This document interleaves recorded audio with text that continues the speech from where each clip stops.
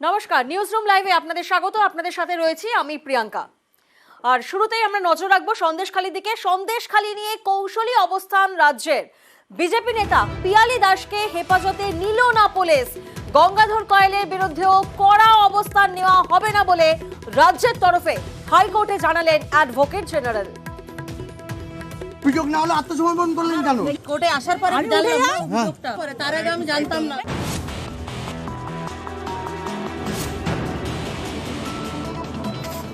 Jail হেফাজতে সন্দেশখালীর BJP নেতা পিয়ালি দাস।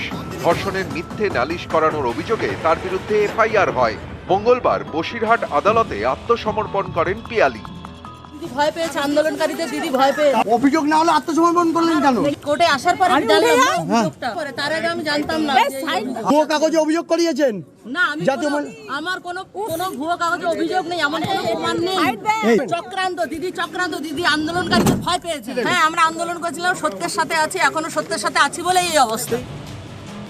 সন্দেশখালীর প্রথম ভাইরাল ভিডিওয়ে দেখা গিয়েছিল বিজেপি নেতা গঙ্গাধর কয়ালকে। তার বিরুদ্ধেও এফআইআর করে পুলিশ। মঙ্গলবার হাইকোর্টে রাজ্যের তরফে অ্যাডভোকেট জেনারেল কিশোর দত্ত জানিয়ে দেন, গঙ্গাধর কয়ালের বিরুদ্ধে এখনই রাজ্য সরকার কোনো পদক্ষেপ করবে না। এই দুই পদক্ষেপ দেখে অনেকেই মনে করছেন সন্দেশখালীতে কৌশলী রাজ্য চলছে ধীরে চলো নীতিতে। কারণ ভোটের বাজারে সন্দেশখালী বড় ইস্যু। প্রথমে এই ইস্যুতে বারবার সাথ দিয়েছে বিজেপি। খোদ প্রধানমন্ত্রী প্রতিটি সভা থেকে সুর চড়িয়েছেন। কিন্তু ভাইরাল ভিডিও সামনে আসার পর থেকে অনেকেই মনে করছেন পাশা অনেকটা বদলে গিয়েছে। সন্দেশখালী নিয়ে এখন পাল্টা তৃণমূল সুর চড়াচ্ছে। এমনকি দিল্লিতেও তারা সাংবাদিক বৈঠক করেছে। এই পরিস্থিতিতে বিজেপি যাতে সন্দেশখালী নিয়ে ফের নিজেদের পালে হাওয়া টানার কোনো সুযোগ না পায়, সেটাই নিশ্চিত করতে চাইছে রাজ্যের শাসক শিবির। তাই আপাতত ধীরে চলো নীতি। জানুয়ারি থেকে তোলপাড় সন্দেশখালী। তৃণমূল নেতা শেখ শাহজাহান এবং তার অনুগামীদের বিরুদ্ধে ভুরি ভুরি অভিযোগ। জোর করে জমি দখল থেকে নারী নির্যাতন, কি নেই সেই তালিকায়? এরই মাঝে প্রকাশ্যে আসে বিজেপি নেতা গঙ্গাধর কয়ালের ভাইরাল ভিডিও। সেখানে তাকে দাবি করতে দেখা যায় সন্দেশখালীর নারী নির্যাতনের অভিযোগ সাজানো। এরপরই প্রকাশ্যে আসেন সন্দেশখালীর অভিযোগকারী মিতা মাইতি। তিনি দাবি করেন বিজেপি নেতা পিয়ালি দাস সাদা কাগজে সই করিয়ে নেন এবং ধর্ষণের মিথ্যে অভিযোগ করেন। এই পিয়ালি এবং গঙ্গাধর দুজনের বিরুদ্ধেই এফআইআর করে পুলিশ। চাপে পড়ে সুপ্রিম কোর্টে যান পদ্মনেতা পিয়ালি, কিন্তু সেখানেও স্বস্তি মেলেনি। শেষমেশ বসিরহাট আদালতে মঙ্গলবার আত্মসমর্পণ করেন বিজেপি নেতা পিয়ালি, কিন্তু তাকে হেফাজতে চায়নি পুলিশ। হয়েছে জেল হেফাজত। সারেন্ডার করার উদ্দেশ্য বেল নেওয়া, যেটা সেকশন ছিল প্রথমে বেলেবেল সেকশন ছিল, পরবর্তীকালে 195A সেকশন অ্যাডিং হয়। নন বেলেবেল সেকশন অ্যাডিং হওয়ার জন্য আমাদের অবজেকশন ছিল এবং দানেট কোর্ট বেল রিজেকশন করে 22 তারিখে কলপ্রসিডির জন্য রেখেছেন। সম্পূর্ণরূপে বেলেবেল সেকশন একটি মামলা। সেক্ষেত্রে পুলিশ চক্রান্ত করে একটা সকলের কারসাজি করে একটা 195A পিটিশন অ্যাড করেছে। সেই নিয়ে আদালত কলপ্রসিডি রেখেছে। মাম্পি দাসকে হেফাজতে নিয়েছে আদালত। 8 দিনের জেল হেফাজত দিয়েছে। একদিকে পিয়ালিকে হেফাজতে চাইল না পুলিশ, আরেকদিকে গঙ্গাধর কয়ালের বিরুদ্ধেও কড়া পদক্ষেপ করছে না রাজ্য। এতেই অনেকে মনে করছেন এটা রাজ্যের কৌশলী অবস্থান। তারা ধীরে চলো নীতিতে এগোচ্ছে। এই মামলার পরের শুনানি 22 মে। তার আগে 20 মে পঞ্চম দফায় ভোট হয়ে যাবে। বাকি থাকবে আর 2 দফা। শেষ দফায় সন্দেশখালীতেই ভোট। তাই এই ইস্যুতে এখন জল পেপে এগোতে চাইছে রাজ্য সরকার। আপাতত তারা সবটাই আদালতের উপর ছেড়ে দিয়েছে। নিউজ 18 বাংলা।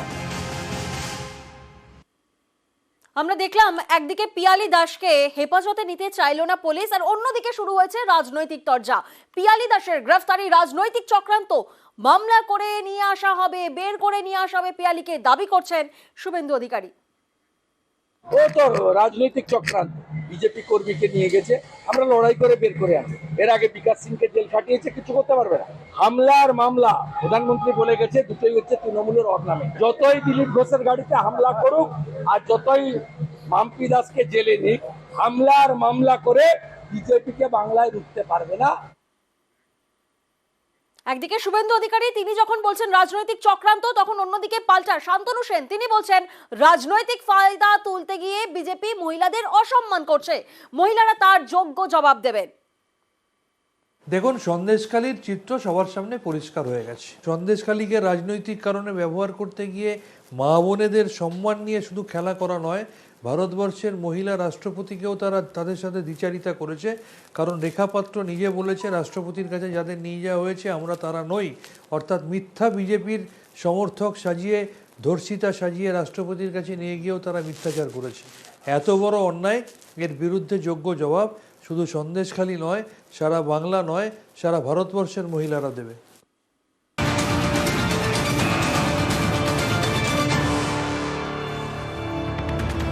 আর অন্যদিকে আমরা নজর রাখবো নিয়োগ দুর্নীতি মামলায় জামিন জীবন কৃষ্ণ সাহার। সুপ্রিম কোর্টে জামিন জীবন কৃষ্ণ সাহার। গত বছর আমরা জানি যে 17 এপ্রিল জীবন কৃষ্ণ সাহাকে গ্রেফতার করে সিবিআই। তল্লাশির সময় দুটি মোবাইল পুকুরে ফেলে দেওয়ার অভিযোগ সামনে উঠে আসে এবং গ্রেফতারির 13 মাস পর জামিন পেলেন তৃণমূল বিধায়ক, বড়ুয়ার তৃণমূল বিধায়ক জামিন পেলেন, সুপ্রিম কোর্টে জামিন পেলেন জীবন কৃষ্ণ সাহা।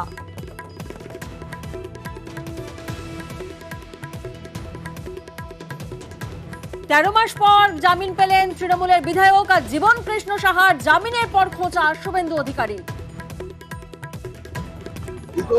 সিবিআইয়ের কেসে জামিন হলে ইডির কেস পায়, ইডির কেসে জামিন হলে সিবিআইয়ের কেস পায়। প্রমাণিত চোর মোবাইল ফেলেছিল পুকুরে। আর সাময়িক জামিন মানে মুক্ত নয়, চার্জশিটে নাম আছে। পানিশমেন্ট হওয়া উচিত এবং আশা করব পানিশমেন্ট পাবে। কেন্দ্রীয় এজেন্সিকে রাজনৈতিক ব্যবহারের অভিযোগ শান্তনু সেনের। একদিকে যেমন Trinamool Congress zero tolerance two corruption নীতি নিয়ে চলে, সেই জন্যে এই নিয়োগ দুর্নীতি কাণ্ডে স্বয়ং রাজ্যের প্রাক্তন শিক্ষামন্ত্রী তথা দলের প্রাক্তন মহাসচিব তাকেও কিন্তু আমাদের দল এবং আমাদের সরকার রেহাই দেয়নি। এই তদন্তের নামে শুধুমাত্র প্রহসন এবং সেন্ট্রাল এজেন্সিকে কাজে লাগিয়ে তৃণমূল কংগ্রেসকে দলগতভাবে এবং সরকারকে সরকারগতভাবে মেলাইন করা ছাড়া আর কোনো কাজ নেই।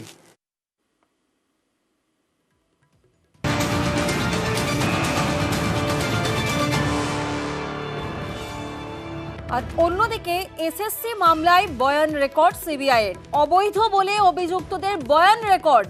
চলতি সপ্তাহে অবৈধ বলে অভিযুক্তদের জিজ্ঞাসাবাদ করা হবে জেলা অনুযায়ী।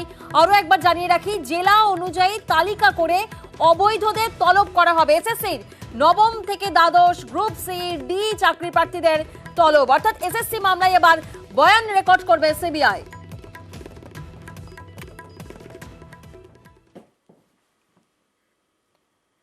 আর এবার নজর রাখবো তৃণমূল নেতাদের কলার ধরে টাকা আদায়ের নিদান সুকান্ত। বিজেপির ঝান্ডা ডান্ডা দিয়ে টাকা উদ্ধার করবে। বাঁকুড়ার কতুলপুরের সভা থেকে তৃণমূল নেতাদের হুঁশিয়ারি সুকান্তর, শুনুন। যারা এখানেও আছেন, চাকরি টাকা দিয়ে পেয়েছেন, এটাই সুযোগ। এই লোকসভা ভোটের পর কিন্তু তৃণমূল কংগ্রেসকে আপনারা আর নেতাদেরকে পাবেন না। এখনই বাড়ি যান, বাড়ি গিয়ে যে টাকাটা দিয়ে চাকরিটা ঘুষ দিয়ে পেয়েছিলেন সেই টাকাটা উদ্ধার করুন, কলার ধরে উদ্ধার করুন। আর একা না পারলে সঙ্গে বিজেপিকে নিয়ে যান, বিজেপি ঝান্ডা এবং ডান্ডা নিয়ে গিয়ে টাকা উদ্ধার করে দেবেন। আর ভোটের আগে অশান্তি তৈরি করার চেষ্টা, সুকান্তকে পাল্টা তোপ তৃণমূলের।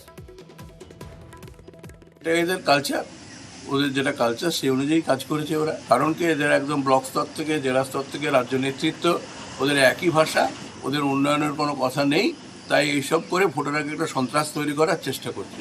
টাকা নিতে তো বিজেপির নেতৃত্বকে দেখা গেছে, সেটা তো মানুষ দেখেছে। সব জায়গা থেকেই মানুষের কাছ থেকে প্রত্যাখ্যান হচ্ছে ওরা। সেই জায়গায় দাঁড়িয়ে ওরা এখন বাতাবরণ তৈরি করছে, একটা হিংসার বাতাবরণ, একটা সন্ত্রাসের বাতাবরণ তৈরির চেষ্টা।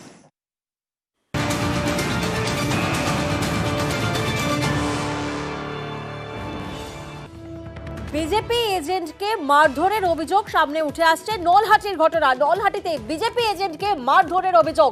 বিজেপির পোলিং এজেন্ট হওয়ার হুমকি ও মারধর এবং অভিযোগ উঠছে তৃণমূল আশ্রিত দুষ্কৃতীর বিরুদ্ধে। তৃণমূল আশ্রিত দুষ্কৃতীর বিরুদ্ধে মারার অভিযোগ। নলহাটি থানায় লিখিত অভিযোগ আক্রান্তের এবং মারধরের অভিযোগ অস্বীকার করেছে যদিও তৃণমূল। 12 তারিখে রাত্রে 7টা থেকে 7:30টার মধ্যে আমার বাড়িতে গিয়ে ধমকি দিচ্ছে আমি বিজেপির ভোট এজেন্ট আছি প্লাস কলিং এজেন্ট আছি, আমাকে যেতে বাধা দেয়। তাও আমি বুথে যেয়ে বসি। সেই আগে আজকে সকালে আমি মাঠে যাচ্ছিলাম, আমাকে অ্যাটাক করে দিল, ধরে বিশাল মারধর করেছে আর গালাগালি করেছে। এবং 12 তারিখ পর্যন্ত আমার কাছে কোনো খবর আসেনি তৃণমূল সমর্থকরা কোনো কাউকে ধমক দিয়েছে বা কিছু করেছে। বিজেপি নিজেদের ভোটের আগের দিন প্রচার পাওয়া গেলে এই কাজটা করেছে। আজকে বলছে সকালে মারধর করা হয়েছে তাকে। হয়তো বিজেপি কর্মীরা গিয়েছিল কোনো ঝামেলা করার লেগে হয়তো কিছু হয়ে থাকতে পারে। এই ঘটনাটা আমার কাছে ব্লক সভাপতি হিসাবে জানা নেই।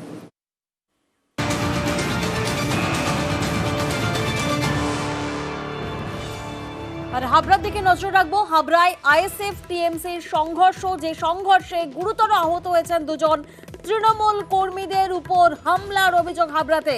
আর অভিযোগ আইএসএফ এর বিরুদ্ধে হামলার অভিযোগ, ধারালো অস্ত্র দিয়ে হামলার অভিযোগ। আর এই ঘটনায় গ্রেফতার হয়েছেন 2 আইএসএফ কর্মী।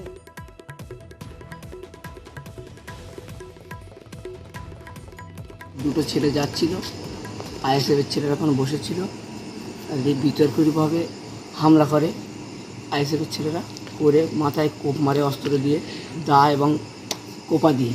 যাদের মেরেছে তারা কোন দল করে? তারা টিএমসি। ওরা 12 হসপিটালে ভর্তি করা হয়েছে, আশঙ্কাজনক অবস্থা একজনা। ওরা ছিল 4-5 জন ছিল। পার্টির ছেলেরা তারা পতাকা টানাচ্ছিল, আইএসএফ এর কয়েকজন দুষ্কৃতী তাদেরকে ধারালো অস্ত্র দিয়ে ভীষণভাবে কোপায়। এই সিপিএম কংগ্রেসের জোট বলুন বা আইএসএফ বলুন, এরা বিজেপির উস্কানিতে এই অশান্তিটা তৈরি করবার চেষ্টা করছে।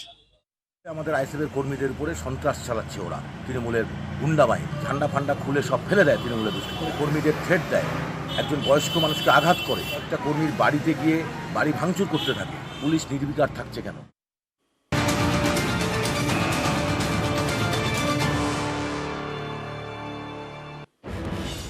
আর অন্যদিকে তৃণমূলের পতাকায় আগুন ধরানোর অভিযোগ। ওই ঘটনা মচলানপুরের রাজবল্লভপুরে, যেখানে বিজেপির বিরুদ্ধে আগুন ধরানোর অভিযোগ, তৃণমূলের পতাকায় আগুন ধরানোর অভিযোগ এবং এরই প্রতিবাদে রাস্তা অবরোধ করে বিক্ষোভ দেখায় তৃণমূল।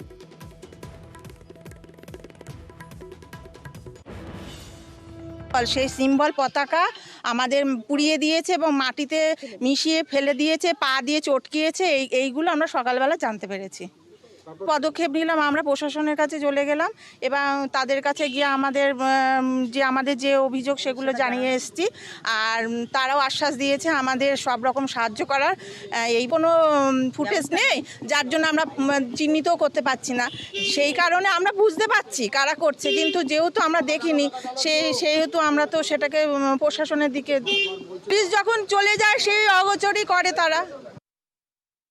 ওদের যে কৃষ্টি এবং কালচার, তৃণমূল কংগ্রেসের যে ধরনের কাজ করতে অভ্যস্ত, তারা নিজেরা এটা ঘটিয়ে বিজেপিকে দোষারোপ করার একটা অভিসন্ধি এবং আমাদের মধ্যে এটা দোষ চাপিয়ে দিয়ে একটা গণ্ডগোল করা বা নিজেদের মধ্যে ঝামেলা, এলাকাবাসীর মধ্যে একটা ঝামেলা পাকানোর একটা চেষ্টা এবং চক্রান্ত চলছে। ভোটের ভরা মরশুমে আমরা দেখি যে বিভিন্ন গ্রামে বিভিন্ন জায়গায় পোস্টার থাকে। তবে এবার চন্দ্রকোনার গ্রামে পোস্টার পড়েছে। সেই পোস্টার কিন্তু প্রার্থীর সমর্থনে নয়, পোস্টার হচ্ছে রাস্তা সারানোর দাবিতে, কারণ দীর্ঘদিন ধরে সেখানে বেহাল রাস্তা। দেখুন সেই ছবি।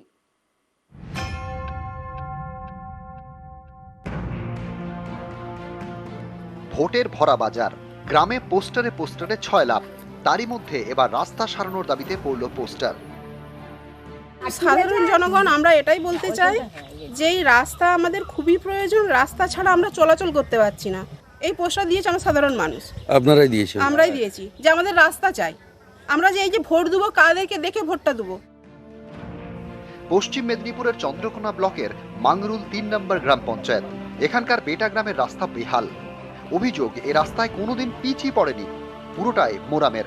বর্ষায় এ রাস্তায় দুর্ভোগ চরমে, কাঁচা রাস্তা কাদায় কাদা, যেমন হয়েছে কয়েকদিন আগের বৃষ্টিতে। এতে চরম সমস্যায় বেটা গ্রামের প্রায় 200 পরিবার। স্থানীয়দের অভিযোগ, প্রায় 10 বছর এই রাস্তার সংস্কারই হয়নি। ভোট এলে গ্রামে বিভিন্ন রাজনৈতিক দল আসে, রাস্তা সারানোর আশ্বাস দেয়, তারপর যে যার নিজের রাস্তায় হাঁটেন। এবারও বেটা গ্রামে চলছে ভোট প্রচার।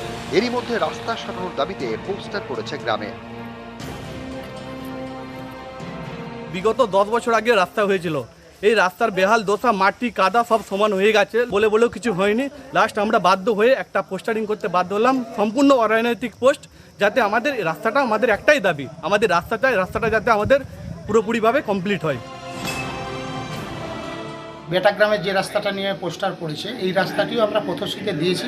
এটি প্রায় 1 কোটি টাকার বাজেট, অর্থাৎ গ্রাম পঞ্চায়েতের পক্ষে কখনোই এই রাস্তাটি করা সম্ভব নয়। এটি কংক্রিট রোড হবে এবং পথশ্রী থেকেই হবে, যার আমরা টেন্ডার প্রসেসিংয়ের জন্য জেলায় পাঠিয়ে দিয়েছি, এস্টিমেট করাও হয়ে গেছে। ভোটের পরেই সম্ভবত টেন্ডার হবে বলেই আশা করা যায়। চন্দ্রকোনা থেকে সুকান্ত চক্রবর্তী, নিউজ 18 বাংলা।